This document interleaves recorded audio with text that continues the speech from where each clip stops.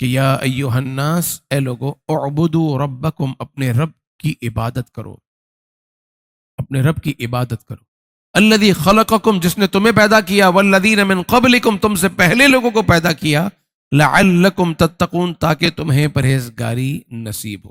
تو عبادت کا مقصد کہ آپ نماز پڑھتے ہیں، روزہ رکھتے ہیں، حج کرتے ہیں، زکوٰۃ دیتے ہیں، دعائیں کرتے ہیں، اور خاص جب روزوں کی بات آئی تو اللہ نے فرمایا یا ایھا الذین آمنوا کتب علیکم الصیام کما کتب علی الذین من قبلکم، اس آیت کی اینڈنگ بھی ہے لعلکم تتقون، ایسا ہی ہے، اور اس آیت کی اینڈنگ بھی ہے لعلکم تتقون، تاکہ تمہیں تقوی ملے۔ لعلکم تتقون کا مطلب ہے کہ تاکہ تمہیں کیا ملے؟ تقوی ملے۔ مقصد ایک ہی ہے کہ تم متقی ہو جاؤ، تم نیک ہو جاؤ، تم پرہیزگار ہو جاؤ، تم برائیاں چھوڑ دو، تم گناہ چھوڑ دو۔ اسی لیے تمہیں روزے رکھنے کا بھی کہا اور اسی لیے تمہیں عبادت کرنے کا بھی کہا۔ تو کتنا کلیئر میسج ہے کہ عبادت، جتنی بھی ہم عبادت کرتے ہیں اس کا مقصد ہے نیک ہو جانا اور متقی ہو جانا۔ تو اگر آپ کو یا مجھے ہماری عبادت متقی نہ بنائے تو ایسی عبادت نہیں ہے، کیونکہ اس عبادت کے اندر یا تو ریا ہوگی، کیونکہ وہ عبادت ہمیں متقی نہیں بنا رہی نا۔ بندہ نماز پڑھ رہا ہے، نماز پڑھ رہا ہے، لیکن نیک نہیں ہو رہا، وہی گناہوں بڑی زندگی میں ہے۔ اللہ فرما رہا ہے ان الصلاۃ تنہی عن الفحشاء والمنکر، نماز تو بے حیائی سے روکتی ہے، بری بات سے روکتی ہے۔ یہ بندہ نماز پڑھتا ہے پھر برائی میں لگ جاتا ہے، پھر بیکار کے کام کرتا ہے، اس کا مطلب یہ کہ اس کی نماز میں کہیں فساد ہے، اس کی عبادت کے اندر کہیں خرابی ہے۔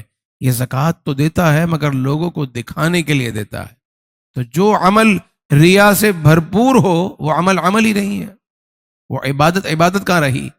عبادت تو وہ ہے جو خالص لوجہ اللہ ہو، جو کام اللہ کے لیے ہو وہی عبادت ہوتا ہے۔ تو اپنے دل کو دیکھیے کہ ہم جو عبادتیں کرتے ہیں، ہم اب کل روزے رکھیں گے، اس لیے رکھ رہے ہیں کہ سارا جہاں روزے رکھ رہا ہے تو ہم روزہ رکھنے پہ مجبور ہیں، رکھنا پڑے گا، کوئی آپشن ہی نہیں ہے، اس لیے روزہ رکھ رہے ہیں، تو یہ عبادت تو نہ ہوا۔ اس لیے روزہ رکھ رہے ہیں کہ ویسے ہی صبح ناشتہ کوئی بھی نہیں دے گا، دوپہر کو کھانا بھی کوئی نہیں دے گا، تو رات کو ہی ملنا ہے تو چلو روزہ ہی رکھ لیتا ہوں۔ اگر آپ اس لیے روزہ رکھ رہے ہیں تو بھی عبادت نہیں ہو۔ اس لیے روزہ رکھ رہے ہیں کہ آپ سوچتے ہیں کہ 16 گھنٹے کی فاسٹنگ کریں گے تو آپ کا باڈی بہتر ہو جائے گی، تو بھی عبادت نہیں ہے۔ تو سوچیں، پوچھیں اپنے آپ سے کہ کیوں روزہ رکھ رہے ہیں؟ اگر تو لوجہ اللہ ہے، اللہ کے لیے ہے، تو یہ عبادت ہے، اور جب یہ عبادت ہے تو یہ روزہ آپ کو متقی بھی بنائے گا، کیونکہ اسی رب نے فرمایا کھانے پینے سے بچو، اسی رب نے فرمایا حرام کاری سے بچو، اسی رب نے فرمایا سود کھانے سے بچو، اسی رب نے فرمایا مال کی ملاوٹ سے بچو، اسی رب نے فرمایا جھوٹ بولنے سے بچو۔ تو یہ تو ہو نہیں سکتا کہ بندہ کھانے سے رک جائے مگر جھوٹ بولنے سے نہ رکے، دھوکہ دینے سے نہ رکے، مسلمان کو ستانے سے نہ رکے، گالیاں دینے سے نہ رکے، تو اس کا مطلب اس نے آدھا مانا اور آدھا نہیں مانا۔